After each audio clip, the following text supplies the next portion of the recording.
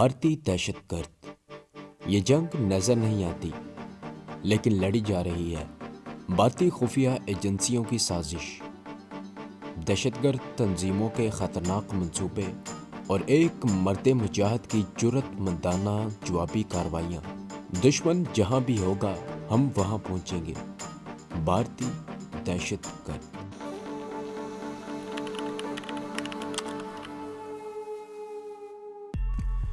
ये कोई mail train थी और अमृतसर से आ रही थी। पूरे 12 बजे रात ट्रेन आ गई। हमने दिल्ली तक के 2 सेकंड क्लास के टिकट ले लिए। सेकंड क्लास के टिकट इसलिए लिए थे कि फर्स्ट क्लास और सेकंड क्लास के डिब्बों में रात के वक्त कोई टीटी वगैरह नहीं आता। पुलिस से आमना सामना होने का इम्कान भी ना होने के बराबर था।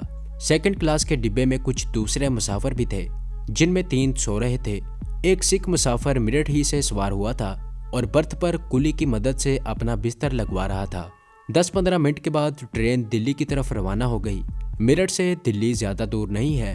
दरमियान में गाजियाबाद का बड़ा स्टेशन आया जो दिल्ली के मज़ाफात में ही वाक़ है। अभी रात काफी गहरी थी कि हम दिल्ली पहुंच गए। अपने आदमी गुल खान के घर का मुझे पता मालूम था। कमांडो शेरवान भी 2-1 बार बेस बदल कर अपनी किसी कमांडो मुहिम के सिलसिले में गुल खान के घर आ चुका था। हम एक रिक्शे में सवार होकर गुल खान के मोहल्ले में पहुंच गए। गुल खान का नाम आपको याद होगा, मैंने फर्जी रखा हुआ है। उस मर्द मुजाहिद का असली नाम कुछ और था। गुल खान का मकान इलाके की एक छोटी सी गली में था। उस वक्त वो सो रहा था। गुल खान की बड़े बाजार में दुकान थी। वो अकेला जिंदगी बसर कर रहा था। ऐसे लोग आमतौर पर अकेले ही होते हैं। वो बाल बच्चे साथ नहीं रख सकते क्योंकि उन्हें किसी वक्त हंगामी हालत में फरार होना पड़ता है। गुल खान ने हमें देखा तो बड़ा खुश हुआ। बारी बारी हमसे गले मिला और बैठक में ले गया। कहने लगा, कमांडो शेरवान, तुम्हारी गिरफ्तारी की खबर हमें यहाँ मिल गई थी। मैं सख्त परेशान था। पीछे कई बार रात को वायरलेस पर राब्ता पैदा कर चुका हूँ। वहाँ से यही खबर मिलती कि कमांडर शेरवान को मिलिट्री पुलिस जम्मू ले गई है। फिर ये खबर मिली कि कमांडो अमृतसर जेल में है और अपने 2 कमांडो लीडर को फरार करवाने जा चुके हैं। अब तुम दोनों को देखकर बेहद तसल्ली हुई है। मुझे वैसे भी एक जरूरी मिशन के सिलसिले में आप लोगों से मुलाकात करनी थी। मैं खुद श्रीनगर जाने के बारे में सोच रहा था। मैंने पूछा, आखिर वो मिशन क्या है? गुल खान बोला, अभी आप लोग आराम करें, सुबह बात करेंगे। हम वहीं दरी पर लिहाफ ओढ़ कर सो गए। अगर आप इससे रिलेटेड मजीद वीडियोस देखना चाहते हैं तो हमारे चैनल को सब्सक्राइब करें और बेल आइकन को दबाकर ऑल नोटिफिकेशन ऑन कर लें ताकि हमारी तमाम आने वाली वीडियोस आप तक बआसानी पहुंच सके। क्योंकि दिल्ली में पंजाब की तरह काफी सर्दी थी। सुबह गुल खान ने हमें उठाया और कमांडो शेरवान के चेहरे पर जख्म के खरूंट देखकर कहने लगा, ये टार्चर के निशान हैं। मुझे मालूम है, मैं इसके लिए दवाई लाता हूँ। नाश्ता मैंने बावर्ची खाने में ही लगा दिया है। इतनी देर में आप लोग नाश्ता कर लें। हम बावर्ची खाने में आ गए और गुल खान मकान से बाहर निकल गया। जब वापस आया तो हम नाश्ते से फारिग होकर बैठक में बैठे बातें कर रहे थे।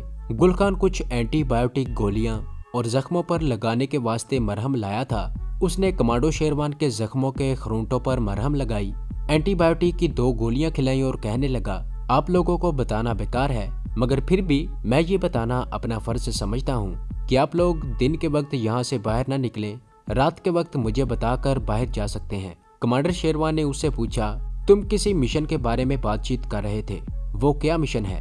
गुल खान ने कहा, मैं चाय बनाकर ले आऊं, चाय पीते हुए बात करूंगा। वैसे ये मिशन बेहद अहमियत का हामिल है। वो किचन की तरफ चला गया। हम आपस में बातें करने लगे कि जिस मिशन की गुल खान बात करने वाला है वो कौन सा मिशन हो सकता है। गुल खान अपने लिए और हमारे लिए भी चाय की चैनक भर कर ले आया। उसने 3 प्यालियों में चाय डाली और बोला, अब मैं आपको बताता हूँ कि वो मिशन क्या है जिसकी खातिर मैं आपके पास श्रीनगर के हाइड आउट में पहुँचने वाला था। हम दोनों हमतन गोश हो गए। गुल खान ने अपनी बात शुरू करते हुए कहा, हमें अपने खास खुफिया जराये से खबर मिली है कि भारत के सूबा आंध्र प्रदेश में अपना कोई हुर्रियत परस्त मुजाहिद पुलिस की हिरासत में एलोरा जेल के टार्चर सेल में गुज़श्ता 1 महीने से पुलिस के जुल्म तशद्दुद का निशाना बना हुआ है। हमें कुछ मालूम नहीं हो सका कि ये मुजाहिद वहाँ कैसे पहुँच गया। उसे वहाँ पाकिस्तानी कमांडो का इल्जाम लगाकर रखा गया है और उस पर वहशियाना तशद्दुद किया जा रहा है। हमें उसका नाम भी मालूम नहीं हो सका। हम उसकी शक्लो सूरत से भी वाकिफ नहीं हैं। सिर्फ इतना ही सुराग मिला है कि जब उस पाकिस्तानी कमांडो या कश्मीरी मुजाहिद को आंध्र प्रदेश की पुलिस ने गिरफ्तार किया तो वो साधु के बेस में था।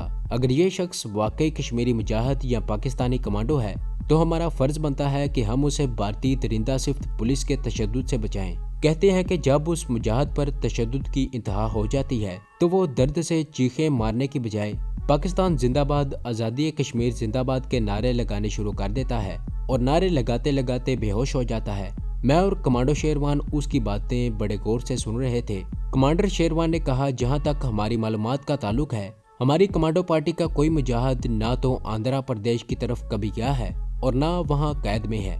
गुल खान बोला, तो फिर ये आज़ादी कश्मीर, पाकिस्तान और इस्लाम का गाजी कौन हो सकता है? बहरहाल वो जो कोई भी है, मुजाहिद है, मुसलमान है। उस पर पाकिस्तानी कमांडो होने का इल्जाम लगाकर आंध्र प्रदेश की पुलिस उसको वहशियाना तशद्दुद का निशाना बना रही है।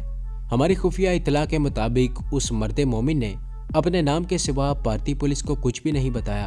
अफसोस कि हमें उसका नाम मालूम नहीं हो सका, लेकिन ये बड़ी मुस्तक्का रिपोर्ट है कि एलोरा के साहली शहर से 3-4 मील दूर समुद्री जजीरों में जो खतरनाक और उम्र कैद भुगतने वाले कैदियों के लिए जेल बनाई गई है, वहाँ एक काल कोठरी में ये मुजाहिद बंद है और गुज़श्ता 1 माह से सख्त अजियतें बर्दाश्त कर रहा है और इस्लाम जिंदाबाद, पाकिस्तान जिंदाबाद और आज़ादी कश्मीर जिंदाबाद के नारे लगा रहा है। मैंने गुल खान से पूछा, क्या ये भी मालूम नहीं हो सका कि वो कश्मीरी है, पंजाबी है या पाकिस्तानी है? गुल खान ने जवाब में कहा, इस बारे में भी हमें कुछ मालूम नहीं हो सका। एलोरा के साहली शहर से 4 मील दूर समंदर के अंदर एक छोटे से जजीरे में जो जेल खाना है, वहाँ किसी शहरी को जाने की इजाज़त नहीं है। कैदियों से उनके रिश्तेदार भी मुलाकात नहीं कर सकते। जजीरे के इर्द गिर्द साहली पुलिस के स्टेनर्स हर वक्त चक्कर लगाते रहते हैं। जरा से शक पर वो मशीन गन्नों की फायरिंग शुरू कर देते हैं। उस जेल खाने के बारे में ये मशहूर है कि वहाँ से आज तक कोई कैदी फरार नहीं हो सका। जिस समंदर में ये जेल खाना है, उसमें पुलिस ने सैकड़ों की तादाद में शार्क मछलियाँ छोड़ रखी हैं। अगर कोई इंसान समंदर में उतरे तो शार्क मछलियाँ उसकी बू पर फौरन वहां पहुंचकर उस बदकिस्मत की तिक्का बोटी कर देती हैं। ये बातें तो बाद में होती रहेंगी, पहले आप लोग ये बताएं कि क्या आप इस मिशन पर जाने के लिए तैयार हैं? मैंने कमांडो शेरवान की तरफ देखा। उसने गुल खान से कहा, गुल खान, आज़ादी कश्मीर के मुजाहिद, पाकिस्तान के शदाई और इस्लाम के गाजी उस शेर दिल मुजाहिद को वहाँ से निकालना हमारा फर्ज है। हम इस मिशन को अपना दीनी फर्ज समझकर पूरा करेंगे। गुल खान ने मेरी तरफ देखा, तुम भी तैयार हो ना? मैंने कहा, मैं दिलो जान से तैयार हूँ, लेकिन मैं इस मिशन पर अकेला जाना पसंद करूंगा। कमांडो शेरवान को आराम की भी जरूरत है और पीछे कश्मीर के महाज पर भी उसकी जरूरत है। कमांडर शेरवान ने मुझसे इख्तलाफ करते हुए कहा, जब तक कश्मीर भारतीय तसल्लुत से आज़ाद नहीं हो जाता और कश्मीरी अवाम अपना हक़े खुद अरादियत हासिल नहीं कर लेते, आराम हम पर हराम है। मैं इस मिशन पर जरूर जाऊंगा।